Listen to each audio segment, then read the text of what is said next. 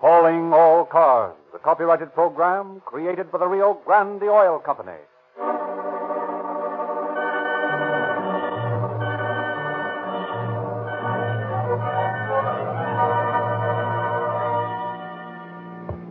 San Diego Police calling all cars, attention all cars, broadcast 7. Starting a holdup and murder on the National City site.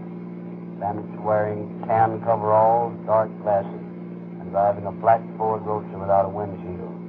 These men are armed, so be careful. That's all.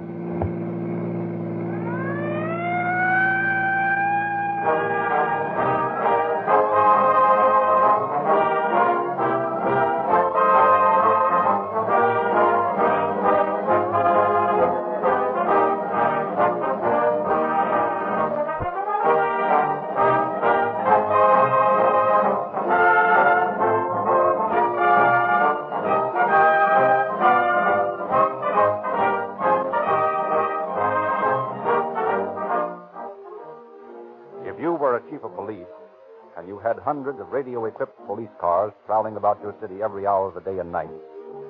Would you risk your reputation by letting ordinary gasoline slacken the speed and cut down the power of your emergency cars? Or would you select the finest gasoline money could buy, so your police cars could answer emergency calls at top speed, so they could catch any criminal getaway car in a chase? Many of your brother police chiefs would advise you that Rio Grande cracked gasoline has the reputation in police circles of being the fastest, most efficient gasoline made. The police chiefs of Los Angeles, Oakland, Berkeley, or Maricopa County, Arizona, and many, many other cities and counties use Rio Grande cracked gasoline exclusively because it comes as close as possible to perfect performance. Yet it fits expense budgets. For the cost records of these cities show year after year that Rio Grande cracked gasoline delivers more miles as well as faster miles from every gallon. Every motorist can get this same gasoline that powers more police and emergency cars than any other brand from the independent Rio Grande dealer in your neighborhood. Ask for Rio Grande cracked and enjoy the thrill of police car performance in your car.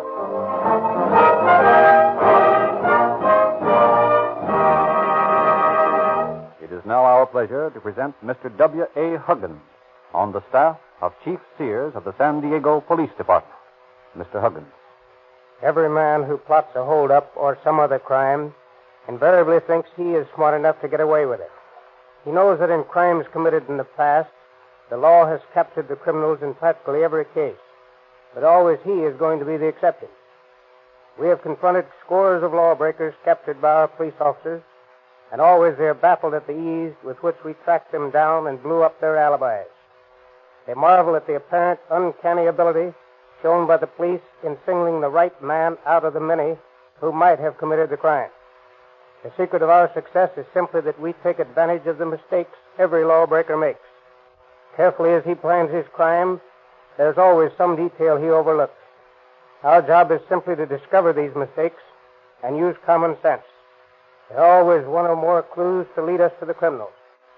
The case you will now hear, for example, was carefully planned and daringly executed. But the hold-up men made plenty of mistakes. They were not smart robbers. They were stupid. All criminals are stupid. The story that follows is proof that crime cannot pay.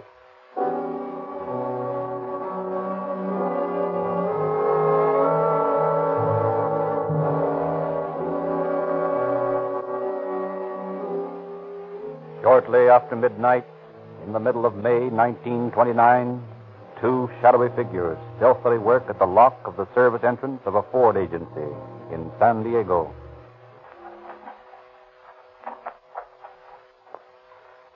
How you coming? None of these keys seem to fit. That's funny. Well, here's the last one. I'll try it.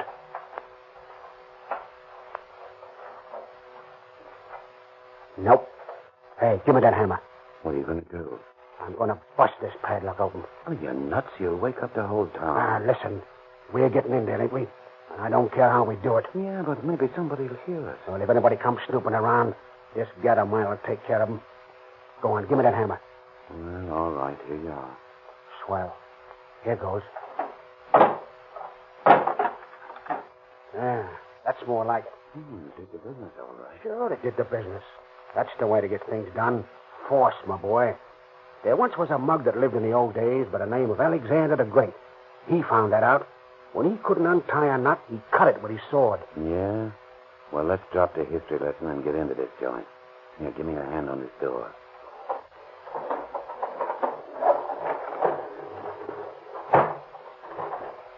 Sure there's no watchman here? I told you I cased the joint, didn't I? Yeah. Well, you heard me. There ain't no watchman. Okay. Hey, douse that flashlight, will you? You want to invite the whole world to this party? But how can you see what you want? The street light shines right through the showroom good enough, don't it? You're going to take a new car? Sure. Right off the floor. Yeah, but that's taking a chance. They can spot a new car. Not when we get through with it. I think it'd be a better idea to take one of these into service. Listen, dummy. They wouldn't be there if it was running good, would they? No. Gotta be sure we got a good car. Well, here we are. What looks good to you? Well, how about that coupe over there? Nah, I think we better take that roadster. Oh, that's too flashy. Well, we'll fix that.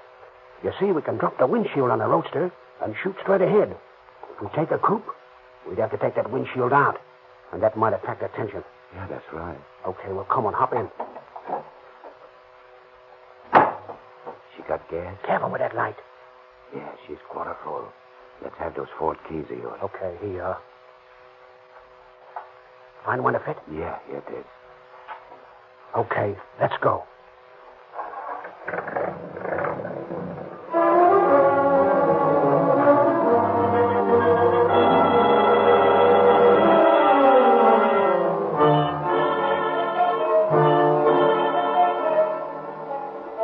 While police scour San Diego for the stolen car, Cochran and Colson are working on it in the garage back of their bungalow. Finally, after 2 days of secret activity, they pridefully view the result of their labor. That's a big difference from the shiny gray job we drove off the floor the other night, eh, Morty? Yeah. Nobody could call it a professional paint job, but it's just what we want. And that rotten black paint makes it look like any number of other heaps around the town. Oh, say, listen. Don't you think we better put some damp rags on the headlights and radiator so they'll rust? Yeah, that's a good idea. Now, listen. The way I figure is this. That wide stretch of road along the National City Dike is the best place to pull the job. Yeah, there's not much traffic there. What time does the money car come through? Well, it leaves Caliente in time to get to the bank in town here around noon.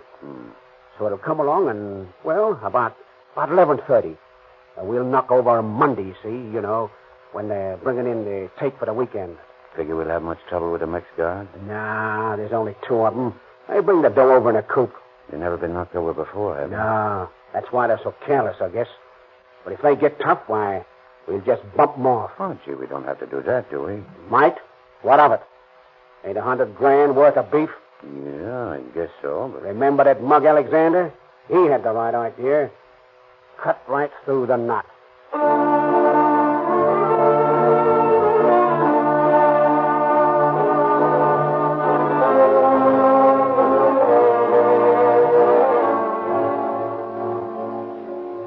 On the morning of May 20th, 1929, Nemesio Monroy and J.V. Barrigo, 2 Mexican police officers, call at the Agua Caliente Casino for the weekend receipts. Well, here it is, boys. How much dinero we take today, boss? Almost $100,000. Madre de Dios. $100,000? Oh, make nice present for my woman and me, eh? Yeah, so it would. But don't you go waltzing off with that dough, or I'll beat your ears in, Nemesio. Oh, do not worry. By the way, how's your wife? Oh, pretty good. It will not be long now before we have another little one. Is that so? You're acquiring quite a family, Nemesio. Oh, see. 4 already, all boys. And soon it will be 5. Nemesio, is raising his own army for the next revolution. Well, you better get started with the dough, boys. See, muy pronto. Adios, senor. Goodbye, boys.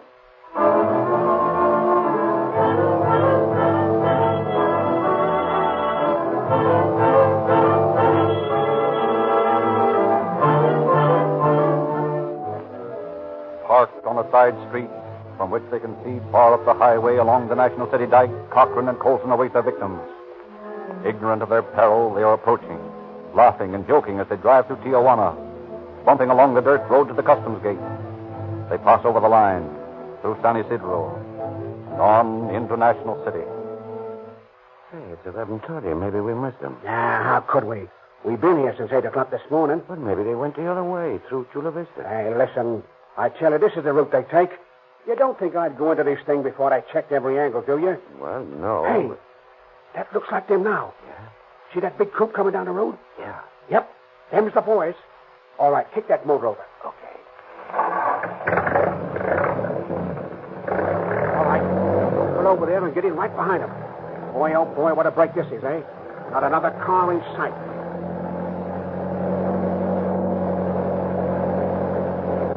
Swell. Now, just like this.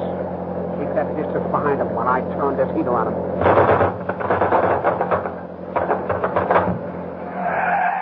There you are. That pulled them over all right. Hey, just a minute. What's the matter? This tomcat's jammed. Wait till I clear it. Ah, darn it. All right, there it is. Okay, let's go. You take that side and I'll take this one. Come on now. Hurry. What do you men want from us? All right, boys. Hand over that dough. Caramba, what's the big idea of shooting at us? Let them have it, Lee. Let them have it. But, Marty, Shut up. Let them have it, I say. What's the matter, Marty? Oh, you darn fool. You didn't have to hit me, did you? I'm sorry, Marty. Well, it could have been worse. Oh, you only got me in the arm. There's the satchel. Come on, grab it. Okay.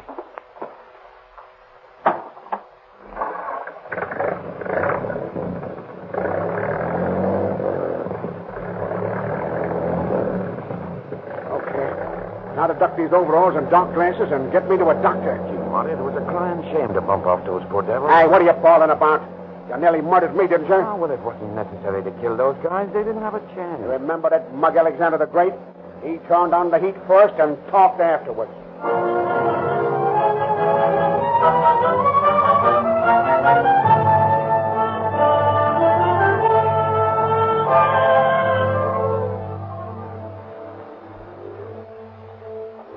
Detective Bureau. Sergeant Kelly speaking. Yeah? Where? On the National City Dike. Yeah? Okay. Be right out. What's up? Murder, O'Connor. Come on.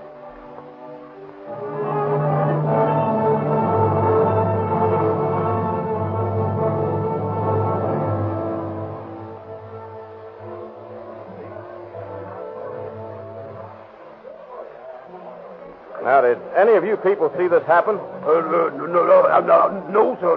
That is, yes. Well, now, which do you mean? Well, you see, me and my friend George, when we was over there in the dumps and we done here the shooting. Well, what did the men look like that did the shooting? Well, I couldn't exactly tell, mister. What do you mean you couldn't tell? Didn't you see them? Well, sir, I did, and again I didn't know. Well, what do you mean? Well, sir, you see, when these here now bullets started whizzing around, why, George and me, we just naturally hid under some tin roof until it was all over. Well, didn't you see anything? Well, I done saw them drive away. How many were there? Well, the two, that's all I seen. What were they dressed like? Well, I don't take no particular notice.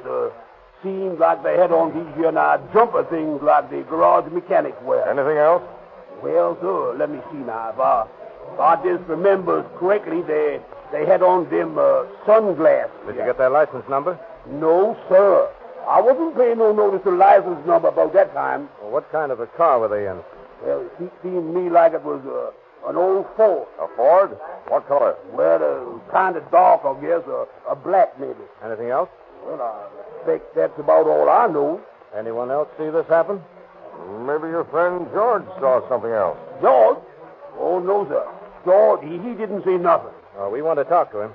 Where is he? George? George, he's still hiding under that tin roof and over in the dump.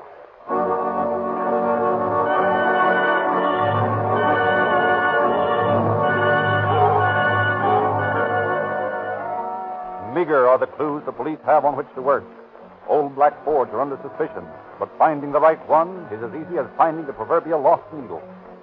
Things look black for the police when help comes from an unexpected source. Well, this is a tough one. Yeah, it sure is. Two guys dressed in jumpers and dark glasses in an old Ford. I'll find 100 people answering that description in a half an hour. Yeah, and you won't be any closer to the right ones. That's right. Detective Bureau. Sergeant Kelly speaking. This is Frank D. Hartella. Yeah? Well, I have some information that might be of assistance to you. Yeah? What's that? Well, a couple of men drove up near my house about noon today in an old Ford. Yes? Well, they were met by another car which, they took them away. One of them seemed to be wounded. The Ford is still parked here in the street. What's the address, Mr. Hartel? It's marked in B. Thanks. We'll be right out.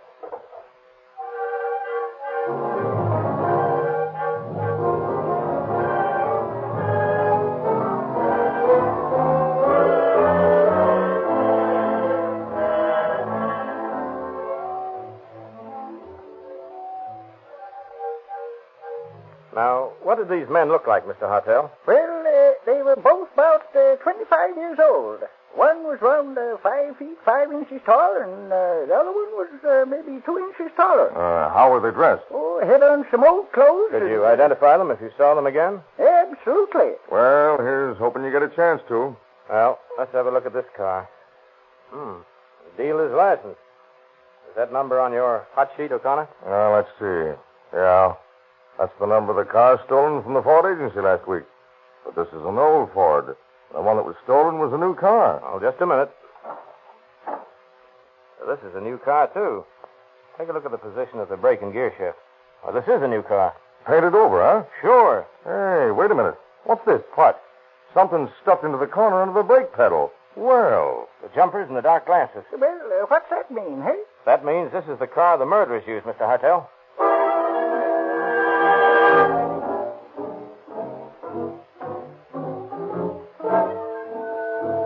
Still, the murder remains a mystery. Although Kelly and O'Connor have a slight description of the criminals, they have nothing definite to go on. But the fact that a machine gun was used starts them on an inquiry among underworld characters. Well, Kelly, I got a lead. You have? What is I found out that Ted Barnes has a submachine gun. Or at least, he did have one a week ago. it? Ted Barnes. Oh, yes. He's that bootlegger up the line, isn't he? Yeah, that's the guy.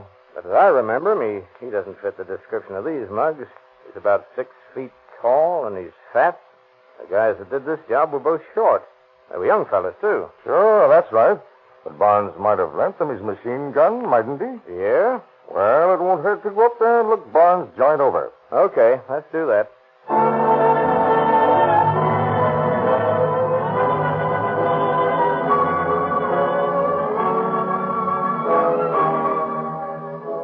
Armed with a search warrant, Kelly and O'Connor follow up this latest elusive clue.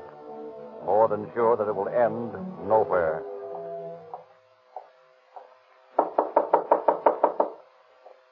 Mighty quiet around here. I'll be prepared for anything. This Barnes is a bad egg.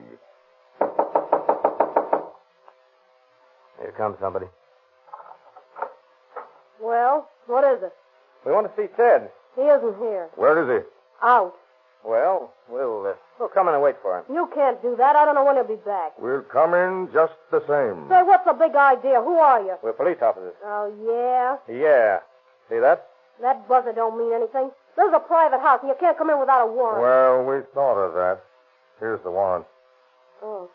Well, Come on, Kelly. Oh, I see you've got a hospital here. What's that? Look, there's a guy in bed over there in the corner. Keep your hands off that gat, mister. I got you covered. Get that automatic out of his reach, Kelly. Right. What's your name, pal? What's the matter with you? You won't talk, eh? Well, I'll take a look. What's the matter with him, Kelly? Bullet wound in his arm. This looks like our man. Who is this guy? I ain't saying nothing. Well, you're Barnes' wife, aren't you? Yeah? Well, where is he? I don't know. So he and this bird held up the money car, and he ducked out and left you to care for his pal, eh? That's a lie. Well, that's the way it looks to me. Ted didn't have a thing to do with no holdup. What about this man here? Who is he? Let him tell you. Did he hold up the money car? I don't know nothing about it. Well, we'll have to arrest you, too. What for? Well, we'll book your friend here on suspicion of murder, and we'll book you on... You can't arrest me. I ain't done a thing. Looks to me like you're an accessory after the fact. At least that's the way we're going to arrest you.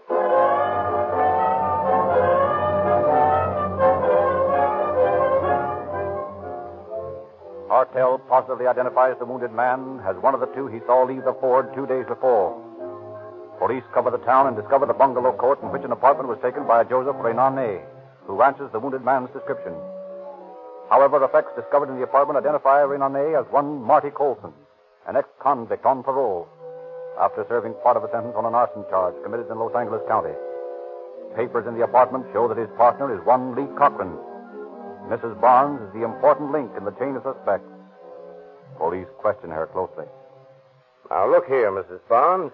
We've got this case just about sewed up. Yes, it isn't going to do you any good to hold out on us. Listen, I don't know anything about it. Now, that's not true, Mrs. Barnes. It is true. I don't know a thing. Now, we know that Ted wasn't in on this job. What are you trying to do? Trap me? Why, of course not. You told us yourself he had nothing to do with it. And that's true, isn't it? Sure, it's true. But Marty Colson, the man you were caring for in your house yesterday, he was on the job. I don't know. How did you find out his name? Oh, never mind. And Lee Cochran, his pal, was the other bandit. We know that. So, Marty Cochran, eh? Looks like it. Said he wouldn't open his mouth. Now, look here, Mrs. Barnes. You're a woman. Did you know that one of those poor Mexican officers who was murdered the other day left a wife that was about to have a baby? Is that the truth? On the level. Oh, we know Ted didn't do the job, but we want to get Cochran. We want to see some sort of justice done. We can't give that poor Mexican woman back her husband, but at least we can make Cochran pay for the penalty of his crime. Now, if you were in that poor woman's place, and if Ted had been murdered, you'd want to see justice done, now wouldn't you? Yeah. Yeah, I guess I would. All right. You can help us. Oh, we want Cochran. Where did he go? Well, I think he went up to L.A. He and Ted. Oh, I mean he... Oh, so Ted is with him, huh? Listen, you said you wanted Cochran. I ain't talking about Ted. I got constitutional rights. You can't make me testify against my husband.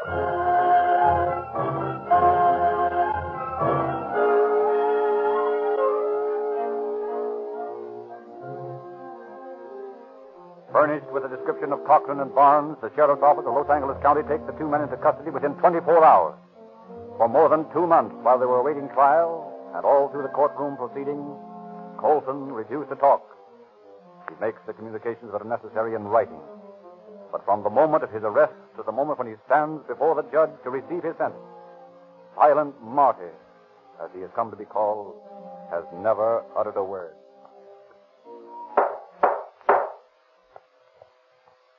Martin Colson, Lee Cochran, you've heard the jury's verdict of guilty of murder in the first degree. Before I sentence you, have you anything to say? Nothing to say. I suppose it is useless to ask you, Martin Colson, if you want to break the silence you've obstinately maintained throughout the trial. No, Judge. I have got something to say.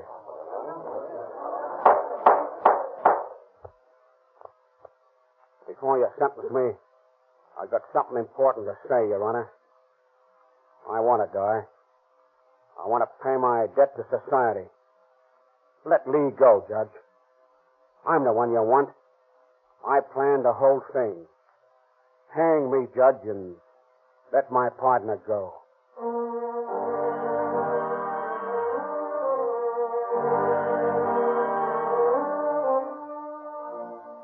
But Colson's magnanimous offer is refused, and he and Cochran are both sentenced to life imprisonment in Folsom Prison. Ted Barnes is sentenced to a year in the county jail as an accomplice after the fact. In Folsom, Martin Colson retains his grim silence, only rarely talking to his fellow prisoners. His nickname of Silent Marty follows him behind the grim gray walls of the northern prison. Desperate, morbidly brooding, Colson determines to beat the rats.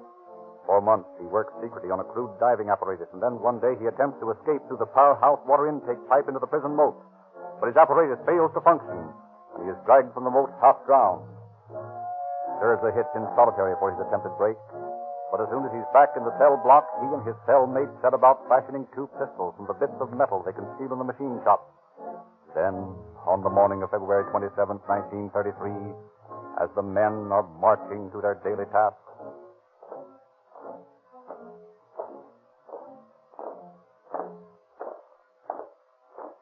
All set, pal. Right. Oh, what's the matter, Marty? Oh, I'm sick. Oh. Hey, keep going there. What's holding up the line? My pal here's sick. Come on, don't fall. Oh, quit prodding me, will you? Oh, on the up and up. I got cramps, something awful. You better let me take him to the hospital. Okay, Paul.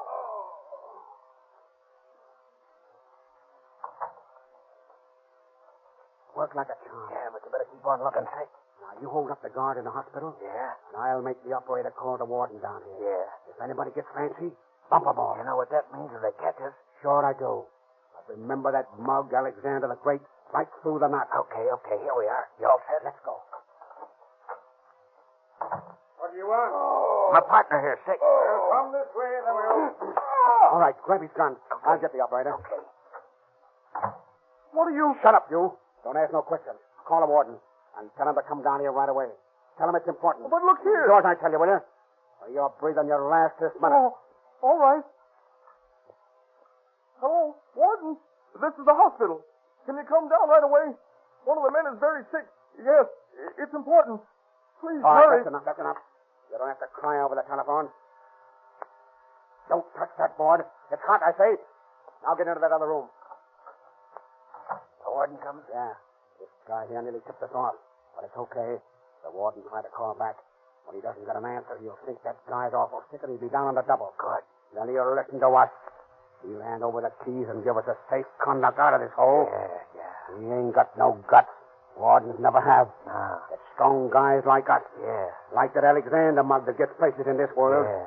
You bet I'm telling you, pal. Listen. What's that? The prison siren. They're wise. Hey, where you going? They'll never get me. Okay, you win. Where's your pop? He, what? Hey, I guess he shot himself. He said you never get him. Hey, and he was a swell guy, too. Lots of education. Say, do any of you guys know who this mug Alexander is he was always talking about?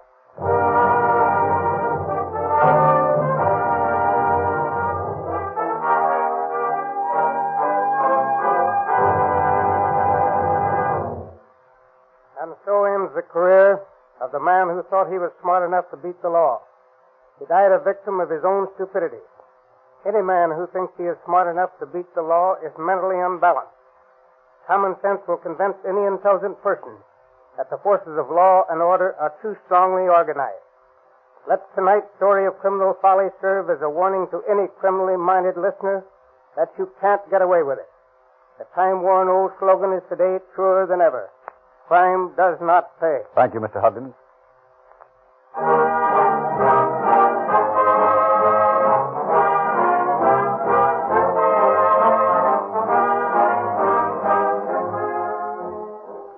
If you like these radio crime dramas, you'll be interested in reading the Calling All Cars news. This month's issue illustrates 15 free gifts for boys and girls. Get this unique publication free wherever Rio Grande cracked gasoline is sold. And wherever you find Rio Grande cracked gasoline, you'll find Sinclair motor oils, too. These independent dealers know that Sinclair has pioneered most of the refinements recently announced by other oil companies. It was Sinclair who perfected the de-waxing and de-jellying processes to purify motor oil. Modern high-compression engines need Sinclair motor oils to ensure continuous lubrication of those fast-moving, finely fitted parts. As one of the world's largest makers of lubricants, Sinclair engineers work with every automotive manufacturer to develop perfect lubricants. The manufacturer of your car has specified a Sinclair oil or lubricant for every moving part. And your Rio Grande cracked gasoline dealer is equipped to give you this Sinclair scientific lubrication.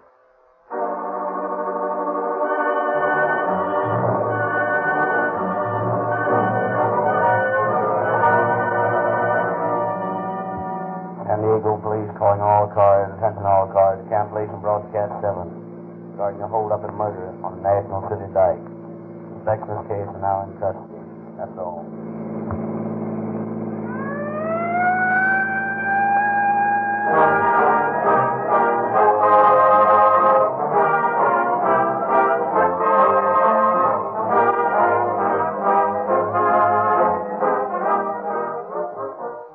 Frederick Lindsley bidding you good night for the Rio Grande Oil Company.